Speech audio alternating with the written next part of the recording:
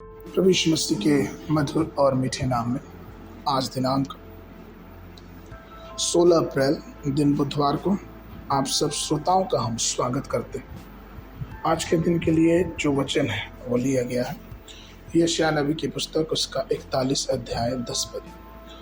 मत डर क्योंकि मैं तेरे संग हूँ, इधर उधर मत ताक क्योंकि मैं तेरा परमेश्वर हूँ। मैं तुझे दृढ़ करूँगा और तेरी सहायता करूँगा, अपने धर्म में दाहिने हाथ से मैं तुझे संभाले रहूँगा।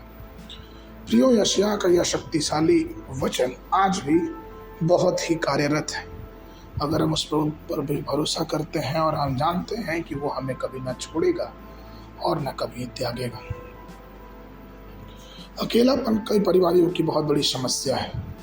परिवार से अलग होकर, माता पिता से अलग होकर, पति पत्नी से अलग होकर अपने जीवन की परिस्थितियों में लोग जीवन जी रहे हैं और इनके लिए वो कठिन है। सच्चाई यह है कि कई बार हम भीड़ में रह के भी अपने आप को अकेला महसूस करते हैं, लेकिन प्रिय, हमारा परमेश्वर का वचन ये कहता है कि हमें कभी नहीं छोड़ता। यहाँ तक कि यशायाह उसके 49:16 में परमेश्वर का वचन कहता है कि देख, मैंने तेरे चित्र को हथेलियों पे खोद के बनाया, तेरी शहरपनाह मेरी दृष्टि के सामने बनी रहती है। प्रियो, ये सच है कि हम या अपने जीवन में कभी भी अपने आप को अकेले महसूस ना करें। अगर हम परमेश्वर पर विश्वास करते हैं तो हमें ये जानना और समझना है कि हमारा परमेश्वर महान है और हमारी दुआओं को, हमारी प्रार्थनाओं को वो सुनता है। वो जानता है कि हमें किस बात की कब आवश्यकता है।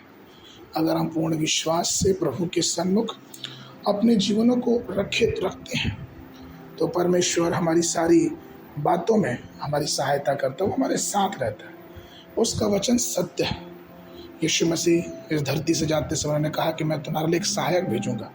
वो सहायक आज भी हमारे साथ है, लेकिन क्या हम अपने जीवन को पूर्ण रूप से प्रभु पे निछावर करते हैं? क्या हम प्रभु को कहते हैं कि हाँ प्रभु, मैं यहाँ हूँ और मुझे संभाल, मेरे साथ चल, क्योंकि मैं विश्वास करता हूँ और करती हूँ कि आप मेरे साथ।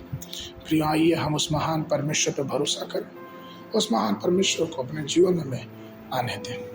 आगे के मनन के लिए भजन संगीता 23 अध्याय 4 पद। चाहे मैं घोर अंधकार से भरी हुई तराई में होकर चलूं तो भी हानि से न डरूंगा, क्योंकि तू मेरे साथ रहता है, तेरे सोटे और तेरे लाठी से मुझे शांति मिलती। बाइबल अध्ययन के लिए सुबह के समय 1 शमूएल उसका 30 और 31 अध्याय, शाम के समय लूका उसका 13 अध्याय 23 पद से लेके 35 पद तक। परमेश्वर अब सबको आशीष देवे।